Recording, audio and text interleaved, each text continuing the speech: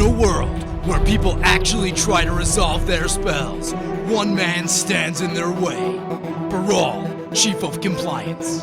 Can Baral force Sharuum the Hegemon, Mayael the Anima, and Brago King Eternal into compliance? Find out next on Commander Replay.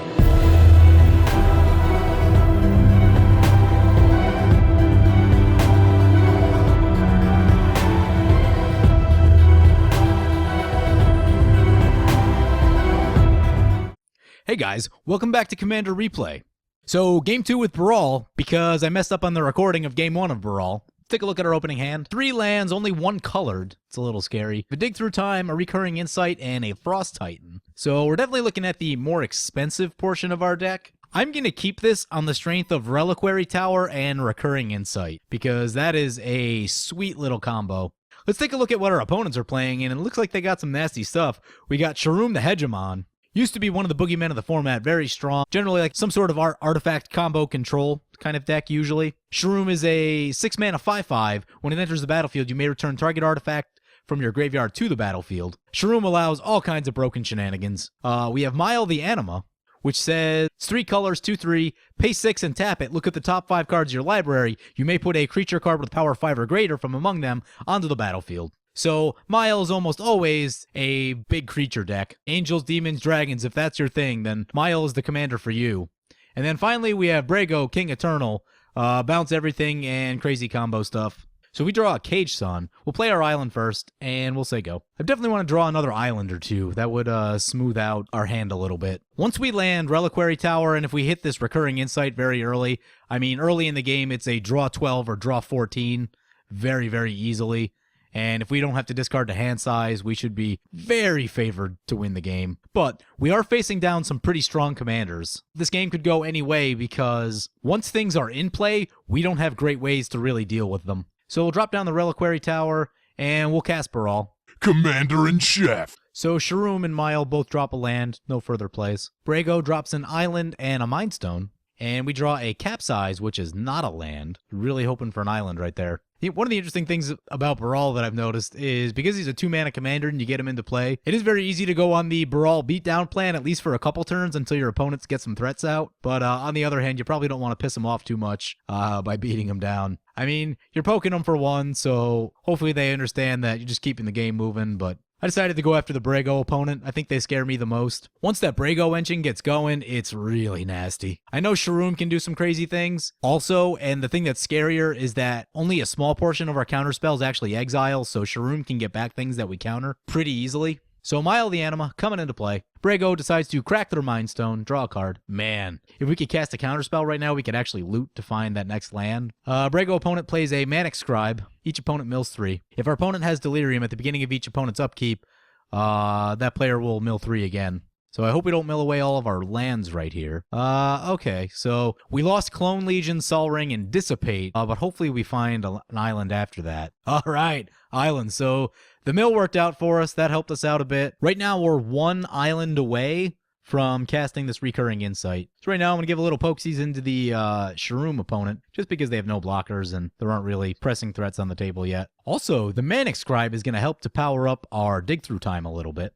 We can actually cast Dig Through Time. It'll tap us out if we do it. We can delve 3, and then we get the 1 off of Baral, so that's a reduction of 4, and then we can just pay the 4 to make up the difference. Yes, we might Dig Through Time if we don't have anything to counter from our opponents. Oh, and opponent casts a Veldakin Orrery, which I really wish I just countered right now, but I accidentally F6 through the turn, so we'll have to be more careful about that. Veldakin Orrery is one of the strongest cards in Commander. It is criminally underplayed for how good it is. Gives all of your spells flash. Almost any deck can make use of it, because even if you're an aggressive deck, you can wait till your opponent's end step and then just cast all your creatures then, and it's almost like giving them pseudo haste. It makes it so that sorcery speed board removal is not going to impact you at all. And it also, there's an element of surprise because your opponents don't know what you're going to spend your mana playing until the end of their turn. So Mana Crypt for the Mayael opponent. And do we see the first big no, they tap out. All right. So Chromatic Lantern for the Brago opponent, and they have the Expedition version. Very cool. Invention version. All right, so we're going to cast the Dig Through Time right here. Sadly, we're going to have to get rid of our Clone Legion, exile it to do it, but we'll be okay. So we get to put 2 cards into our hand and the rest on the bottom of our library. Definitely an island. Man, good choice. Oh, these are all good cards. I don't really want to pass on any of these. I'm going to go with Propaganda because it is cheap to cast, and with the Mayael opponent out, they're probably going to want to be fairly aggressive. Brago also needs to attack to be active, so I think Propaganda is a good call. The tutors are nice. The Doctrine of Perfection is nice. Imprisoned, they're all very nice. Very nice. The Propaganda, it's strong, but I don't think it'll draw too much attention to us, which is why I like it. It'll give us some defense against creature-based strategies. Mayael's definitely going to have. Sharuum has the ability to beat down in the air pretty easily as well. It'll also make things annoying for Brago because it'll force them to attack into other opponents or leave mana up to be able to attack us. We drop our island. Currently have 5 lands in hand. Question is, this turn, do we just fire off the Recurring Insight or no? I don't have any free counterspells in this deck, so if we do that, opponents are definitely going to get a free go-around. What are our other choices? We could Blue Sun Zenith for a couple. It doesn't really help us out that much. We could Propaganda and do nothing. I don't think we have really that many other choices, so we're just going to fire off the Recurring Insight, choose to draw 6, and now we have a butt ton of cards. We have 13 cards in hand, and we'll draw a bunch more at the beginning of the next step. So keep on poking Sharuum with the Baral. Man, so we drew a lot of things. We drew Guile, which is incredible. I would love to get this Cage Sun down at some point. I'd like to get this Propaganda into play. If we can get the Cage Sun into play with some Counterspell backup, that would be awesome for this next turn. Bojuka Bog for the Sharuum opponent, targeting Brago. Somehow in the 6 cards that we drew, we only picked up 2 more lands. So that's a little surprising, but at least we can make our next 2 land drops. The Sharuum opponent has 3 mana open, so we'll have to be careful to see if they flash down some sort of artifact. If they're not super awake, they may do it after we untap, which would be less good for them, but they could also try baiting out counterspells if that's their plan. Mayael activates its ability, finds a Cyclops of Eternal Fury. It's a 5/3 haste that gives creatures you control haste, and somehow it's not attacking us. That's incredible. Going at the Brago opponent. So that tells me that Mayael thinks Brago is scarier than the 6 cards we just drew and the 5 or 6 more that we're about to draw. But I do have to agree, Brago is very, very scary. Once Panharmonicon comes down, you know you're really in trouble. So Brago coming into play. All right, and we're going to rebound and draw 6 more. All right, so we pick up a Jace Beleren. Ooh, we pick up a Sapphire Medallion, which is good. Pick up a Coral Atoll. I don't know if we'll have a chance for that. Jace's Sanctum, more cost reduction. Call to Mind. We picked up some card draw in there too. The card draw is a little bit redundant at this point. We have many, many things to work with right now. So we'll start by playing an island. Right now it will tap us out to play the Cage Sun. I was really hoping to catch our Mana Crypt. Let's take a look to see what counters we actually have in our hand. Right now we have a Negate. We have a Capsize to bounce things. Opponent asking about commander damage. They were asking if the damage tracks separately from each commander. Yes, it does. It's not a combined 21 from each commander. It's 21 from any single commander. So I think right here, we use our colorless mana to play this Jet Medallion. We then play the Propaganda. Gives us a little protection. So we need to leave 1 blue up for Negate. What can we do with 1 blue mana? We could play this Mystic Remora. We don't really need more card draw, but, you know, if there's nothing else going on, then why not? We could leave up the mana for Capsize. That would slow down Brago, and that's not a terrible idea. I think we'll do that. I really want to keep Brago offline. I'm going to look to have to Capsize on Brago's turn. We'll see if one of our other opponents deals with them. I'm not going to attack into the Sharuum just because they could flash something down. I don't really feel like losing Baral right now. Actually, we need to turn off auto yields. So now we're at the point of the game where we can't ever F6 or F8 again and have to keep holding priority. That is one thing with Baral that's going to be a little bit annoying if you're playing on Magic Online, is that you're gonna have to hold priority when you have counter spells. And you're going to have to click OK through every single little trigger. It's interesting that Yahenni plays very similarly. You can't really F6 or F8 at a certain point in the game, and you have to click OK to every single trigger. Both of them, they're going to play a little bit clunky on Magic Online. I think your experience playing them will be much better in paper. Oh, man. Sharuum goes for an Entomb. I know that I should counter that, but I'm worried if we... Yeah, I mean... Yeah, we have to counter this. For a Sharuum deck, Entomb is basically Demonic Tutor. We will use our loot ability, draw a Rogue's Passage. I'm going to get rid of this Coral Atoll just because I'm not interested in doing the bounce land thing right now. I'm wondering whether it's better to play Coral Atoll or if I'm better off with an island in that slot. It's got a cool image, though. I like the art on that a lot. Pretty cool. Sunken Ship. Sharuum, as expected, doesn't play anything during their turn because they have the orrery out. Oh no! Opponent just strip mined our reliquary tower. All right, so that's kind of annoying. Let them know that that was not necessary. We do have a Thought Vessel in this deck. The question is whether I think I can find it or not. Oh, actually, Fabricate returns an instant or sorcery. Dragon Lord Atarka coming into play. It's going to deal 5 damage, divided any way that they choose, and shoots down the Brago. It's very wise play. So we lucked out right there that we didn't have to capsize the Brago. Mayael is starting to draw up quite a board position, and they swing at the Brago opponent, bring him down to 29, so that's cool. Opponent said they thought it felt necessary. I'm saying, come on, Thought Vessel. I'm not running Fabricate currently, although I don't think Fabricate's in this deck list. I have to double check. It probably really should be. So what is cool is that we have this Call to Mind in hand, so even if we have to discard a whole bunch of things, we can save the Call to Mind and then get back the one that we think we'll need the most. Peregrine Drake. Uh-oh. Wish I had a counter right now. Or wish I had the mana up for a counter. Actually, that's interesting. We're down to 68 cards in our deck, and we have a total of 0 counterspells in hand. So the thing I talked about earlier with the ratios, it's possible that I need probably a few more counterspells and need to cut a few things from the deck in other places. Restoration Angel for, oh boy, for the Brago opponent. So the other thing we could do, we could Curse of Swine, a whole bunch of things on this turn. What I was hoping to do, I was hoping to just let the Mayael opponent be aggressive at the other 2 opponents. I wasn't really going to try to disrupt the Mayael opponent all that much, but now I'm thinking about this Curse of Swine. So Sharuum is playing something at the end of Brago's step. Let's see what it is. Brago bounces the Veldakan Orrery. Sharuum is casting their commander, Sharuum coming into play. And it looks like Chromatic Lantern is their only legal target. Still a decent one, but not game-breaking. So we need to find a counterspell, and we need to hold it up for that Veldakan Orrery. Let's see what we draw. Ooh, we draw Mana Drain. All right, that's a counterspell. That's good news. What to do this turn, because we are going to lose a whole bunch of cards. We only have 4 islands in play. Right now I'm trying to get our number of blue sources up. Mana Drain will actually be really good if we counter something big. That'll give us a much-needed mana boost to cast some of our cards, although we are going to lose quite a bit. Guile reshuffles, so that's something we could think about discarding. I'm torn between Arcane Lighthouse or Island. Arcane Lighthouse does have its uses from time to time, especially if someone finds Lightning Greaves. We are also going to be short on blue mana sources. So right now I'm going to play the Island. And the Brago opponent scoops. Who knows? Who knows what that was about?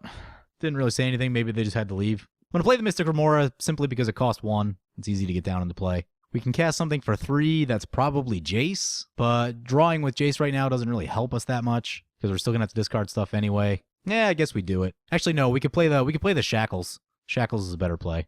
All right, we're going to get down to the discarding. We're at 14 cards. So Mana Drain I want to keep. Curse I want to keep. Blue Sun Zenith I'm going to pitch. We have other card draw that I think is a little bit more mana efficient. I'm going to get rid of the Rogue's Passage. I don't think we need that right now. Flow of Ideas is okay. I'd like to keep... We still have the Jace.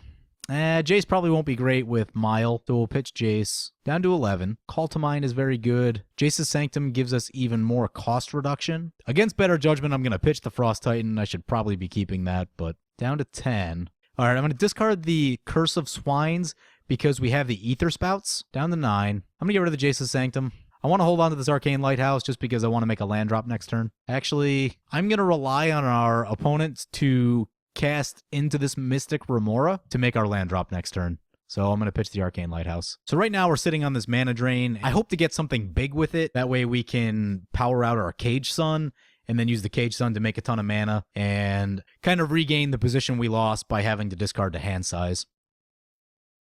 Sharuum's coming in at us. I bet they forgot about the propaganda. Let's see if that changes their mind at all. So Sharuum pays for the propaganda. We'll let it hit. Sharuum is actually a lot safer in play than it is in the command zone. If it's in the command zone, that means it's going to come back to play and bring back some nasty combo piece. While it's in play, it's less effective, I think. It's just kind of just a creature that flies and attacks, which can be dealt with. Kildatha Forge Master. All right, so we're definitely countering that. Mana Drain away. Mana Drain. We draw the island. What to discard? I think it's going to be Capsize, even though that also sucks to discard. Man, I really wanted so many of the cards we discarded. So Mayael's going to have free reign. Beside the fact that Mayael has an activated ability that we, for the most part, don't really have a way to interact with.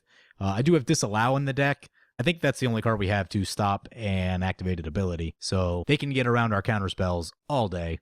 So Mayael activates Mayael's ability, Iona just came into play. That's not good. Iona came into play choosing blue. Opponent decides to swing at us really hard, but I'm sure they forgot about the propaganda. So now our game plan has to be Cage Sun. Do we pay for the Mystic Remora right here? So Sharoom's almost dead. Sharoom drops down to 14. They took a huge hit from Mayael.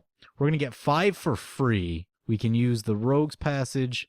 That'll give us 10 mana total, but yeah, we're going to pay for it just because we can't actually cast anything yet. We need way more islands. Once we get up to 7 islands, I think, we'll be able to Veldakin Shackles the Iona. So play a Cage Sun on blue, drop an island up to 6 islands, so we need 1 more island. We can steal that Iona and then be able to cast our stuff again. Mayael's tapped out, so we're going to swing into them and just poke them for 2. No ambition of blocking with Baral, especially with all these big things out. Veldakin Orrery for the Sharoom opponent. I'm okay with that. That's going to allow us to draw a card. We don't have any counters and we can't do anything about it anyway, but it does trigger our Mystic Remora. Oh, we draw the island. Yes. All right, so double check the wording on this thing.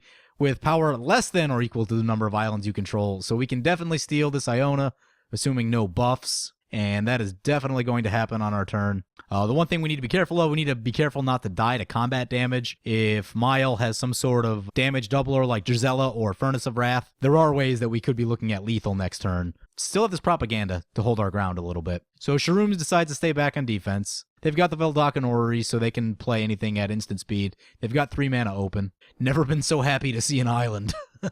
Mana Crypt for our opponent. Loses the flip. Down to 31. All right, opponent decides to swing into us real hard. There isn't anything we can do about it. We just have to hope they don't get lethal on us. It's going to be 20. Wow. It's going to put us down to 15. No blocks. It did tap them out quite a bit. They had to pay 6 into our propaganda. That keeps them from being able to activate Mayael again, which is good. Cumulative upkeep, I think we'll still pay it. We have the Cage Sun out. We're decent on mana. Ooh. And that is our Mindslaver. So there's a lot of things we can do right here. We could Mindslaver our opponents down. We'll Mindslaver next turn, so play the island. Right now, I just want to get control of this Iona and actually be able to cast things. So we now control the Iona, and we are now able to cast our spells again. So disaster averted right there. The next step is finding our Academy Ruins and just putting someone down on the Mindslaver lock. Do we want to cast the Flow of Ideas right here or the... Let's see. We don't have any counterspells in hand, which is crazy to think. Could cast Flow of Ideas. Well, Flow of Ideas would only be 4. Yeah, let's cast the Flow of Ideas. We could use a little more action. Oh, yeah, that's what we're looking for. Drop down, Mana Crypt, Expedition Map. Actually, hold on the Expedition Map. If we cast Diluvian Primordial, we could get... Diluvian Primordial would get us Enlightened Tutor and Supreme Verdict. That's not a bad set of plays. That'll force our opponents to cast a lot of things, and that'll play into our Mystic Remora plan, so I like that. Let's do that. That'll give us a lot of time to really set up to shape the game that we want to shape it. So let's play this Primordial. Still no counterspells. That'll put us down to... We'll have 2 blue mana. We could have casted the Entomb. Entomb would also do some stuff too. But Supreme Verdict feels like the safe play. Definitely cast that one first. Cast the Enlightened Tutor. Didn't screw that up. I've definitely screwed up the Diluvian Primordial casting. It's a little bit awkward the way you have to click everything and select all of your spells. Ooh, and there's a Thought Vessel. Definitely want that. We have any way to get that Thought Vessel into our hand? All right, so Supreme Verdict resolves. It's exiled, and it destroys everything. So that's a good place to be. We don't actually have a counter. I'm going to play this Expedition Map and hold up a blue like we do have a counter. And now we discard. We'll discard the Ancient Tomb since we have Cage Sun, and we'll discard the Island. So that was a real good turn. We stole the Iona, got back the ability to cast stuff. We played the Flow of Ideas, drew a whole bunch of cards, then played the Diluvian Primordial, wiped the board. Mayael is going to be very slow to recover. If they cast their commander, it'll still take them another turn before they can reactivate. If they have a big creature in hand, then they'll obviously probably just play their big creature first. We should be able to deal with them playing a rate of just 1 big creature per turn. It's when they start casting creatures and activating Mayael all in the same turn that the board gets really out of control. So they should be slowed down for a turn or 2. Sharoom does make me a little bit nervous at this point because they have a Forge Master in their graveyard. That Forge Master can easily do some broken things. So if Mayael plays a creature, then the Mindslaver lock starts to look very, very good. So opponents don't seem to be have any Strip Mines or Ghost Quarters in play, which is good for our Academy Ruins. See what opponent's casting. Opponent casts a Tooth and Nail. Well, can we do anything about that? Well, we can try to draw right here and hope that it's Counterspell. It's a Thought Vessel. Oh yeah, I forgot we put that on top. Well, hopefully this isn't a Tooth and Nail that just ends the game. Then we're in trouble. There's a Terastodon and a Woodfall Primus. Will be really annoying, but it doesn't end the game, so we're losing our Cage Sun. Turn off auto yields. Goes after our Propaganda, the Voldakan Orrery. They only choose 2 targets with Woodfall Primus? Oh, no, okay, so Propaganda, Voldakan Orrery, and the other one's hitting the Cage Sun, so that makes sense. Okay, so in response, we're going to crack this Expedition map. Sharuum has a response. They can play everything at instant speed, so let's see what they have. Oh, so Sharuum plays a Magister Sphinx. Someone's life total is going to become 10. I assume he's going to target the Mayael opponent since they're still at 28. So they'll drop all the way to 10 life. Now the question is, can we kill anyone? So we want our Academy Ruins. We're going to lose a whole bunch of things. Actually, we're going to get some tokens out of the Terastodon. There's some attacking power for us. Mystic Remora has done plenty for us. I think it's time to let that go. Especially we don't have the Cage Sun, so it's going to really eat into our mana right now, since we're back on the playing fairly with our mana plan. Tails on the Mana Crypt, we won the flip, so we're going to let this go. Ooh, we draw a Personal Tutor. Oh, man. Search your library for a sorcery card, reveal it, shuffle your library, and put it on top, so that doesn't help us this turn. It would help us next turn. Play our Academy Ruins. We'll drop down the Thought Vessel. 8, 9, 10. We have exactly enough to Mindslaver. The question is, who's scarier? Do we Mindslaver Sharuum? Go after... Actually, I think we have to Mindslaver the Mayael opponent. So typically when you Mindslaver someone online, they just scoop. We need the Mayael opponent to die because we can't... The Woodfall Primus has trample, so we can't block it very well. If anyone's going to scoop, we're going to need the Mayael opponent to scoop. Do we need to do this right now? I'm going to hold the Mindslaver just for a little bit till Sharoom's end step, just so they're not entirely sure what we're going to do. I'm going to put a stop on our upkeep, make sure we use our Academy Ruins. So when I was thinking about win conditions for this deck, Mindslaver was something that I thought of very quickly. Originally, I had the 3 original Legendary Eldrazi's in here. Well, I had the new Emrakul and the old Ulamog and the old Kozilek. But as I started trimming, just trying to get down to 100-card deck size, I ended up cutting them from the deck just because they're very expensive to cast. You really need like a good ramp strategy to support them. So I decided to cut them. I didn't think they're nice to have, but I didn't think they were entirely necessary. Anyway, the Magister Sphinx coming in at us. It's got flying, so we can't do much about it. And I mean, the thing with Mindslaver is like, it's a mean card to play, but it's literally 1 card in the deck. There's no opportunity cost to play the Academy Ruins, or Mindslaver with the Academy Ruins is like basically a 1-card combo. Phyrexian Metamorph coming into play, potentially it could copy our Mindslaver. That is not what I want to happen, so I'm gonna Mindslaver in response. They could choose something like Terastodon or Woodfall Primus, and that'd be pretty annoying. So let's see what they choose. Chooses a Terastodon. See how this goes. Probably gonna hit our Academy Ruins. Good reason. We have the Curse of Swine in our graveyard that exiling creatures right now seems pretty good, especially when you have big nasty things like Woodfall Primus and Terastodon. If we can find a way to draw a card, Personal Tutor could potentially find us Rite of Replication. Opponent really thinking about how they're going to resolve this Terastodon. Hits our Academy Ruins, hits a Command Tower, and see what the third target was. Oh, Academy Ruins, Thought Vessel, and Command Tower. Okay. All right. So we're controlling our opponent's turn. Deal with this Mana Crypt. Loses the flip. Opponent goes down to 7 life. Summoning Trap. If you've cast a creature spell this turn that was countered by a spell or ability, then you may pay 0. Pay 6. Look at the top 7 in your library and put a creature card from among them. Let's see. When Gruul, Rage Beast, or another creature enters the battlefield under your control, that creature fights target creature an opponent controls. And, of course, there is Gisela, Blade of Goldnight. So I think the plan is going to be cast Gisela. Then when they go to attack next turn, use Ether Spouts. Oh, it's still the upkeep, so opponent's going to have 1 draw coming. Krosan Tusker, not too exciting. So let's cast the Gisela. Gisela coming into play. And so now we swing out at the Sharuum opponent. Make sure we don't attack ourselves. So send in everything to the Sharuum opponent. See how they block. Terastodon has to be blocked because it's lethal. Woodfall Primus is not lethal with the doubling effect, but it does have trample. So Woodfall Primus probably doesn't get blocked. Probably blocks the other 2. So Sharuum opponent has something. I have to put a Crucible of Worlds in this deck for the event that Reliquary Tower and Academy Ruins get blown up. Opponent drops to 11. That is a relevant life total with the Woodfall Primus. Being a 6/6 with Trample, that's going to get doubled into 12. Oh, okay, so that's smart. Anguished Unmaking to exile the Gisela. So that is smart. We have Capsize in our graveyard, so we can capsize any blockers. All right, so Sharuum drops to 5, and... Woodfall Primus persists. Actually, whose Woodfall Primus is that? I'm going to blow up the Chromatic Lantern. Make mana more difficult for the Sharuum opponent. So back to our turn. Mana Crypt. I'm going to go Tails. And we lost the flip, going down to 7. We draw. Ugin. Nice. Oh, that's so nice. Player Island. I want to see if we can win this turn.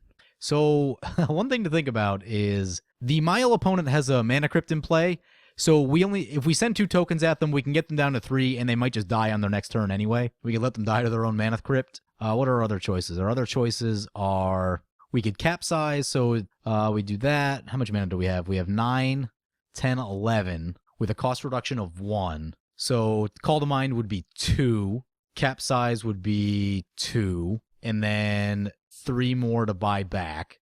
So that's 2, 2, and 3. That's 7. And then we can play it. Yeah, and then we can play it one more time. Okay, so Call to Mind the capsize, bounce all the blockers, and swing in for lethal on our opponents. So capsize back to our hand. Oh, we gotta make sure we have enough blue. Bounce the blocker. Use the Ghost Quarter, pay. Get the capsize back. Capsize the Primus. We do not have enough to do it with buyback again. We got an ad, so let's get rid of that. Capsize again, and let's go to combat. 2 at each opponent, and this should do it. Let's double check these. 1, 2 going at that opponent. 1, 2 going at that opponent. Everything looks correct. Hold our breath. Hope all this resolves. And we got it. Double kill. Nice. Interestingly, it said 3 of us win the match. Not really sure why it said that. We're at 7. They're at -1 and 0. So clearly, Despair Faction, that's us, won the match. I assume it had something to do with the Mindslaver. So that's a game with Baral. That was a real interesting game. We drew 1 million cards, had no hand size, then had a hand size and had to discard 1 million cards. Then we used Mindslaver. We didn't get the complete lock on Mindslaver, but the Mindslaver still did a lot to set us up for the win. Baral is definitely very strong. Like I talked about earlier, I still need to get the ratios right. There were points where we had no counterspells. And being a counterspell deck, that's not a real good feeling. So I may need to adjust ratios a little bit. Probably need to go up in counterspells and maybe come down just a touch in expensive game finishers. Wait till the board's in a secure place before really going in with your finishers. But I don't know. Definitely going to need more playtesting to really figure it out. So hope you guys enjoyed this game with Baral. If you guys play Baral, let me know what kind of things you use as win conditions, because at some point I have to get away from the Mindslaver plan. The Mindslaver plan is fun, but I've definitely been doing it a little bit more than I should be in a casual format. Let me know how you guys plan to close out the game with either your mono blue deck or with Baral specifically. Thank you for watching.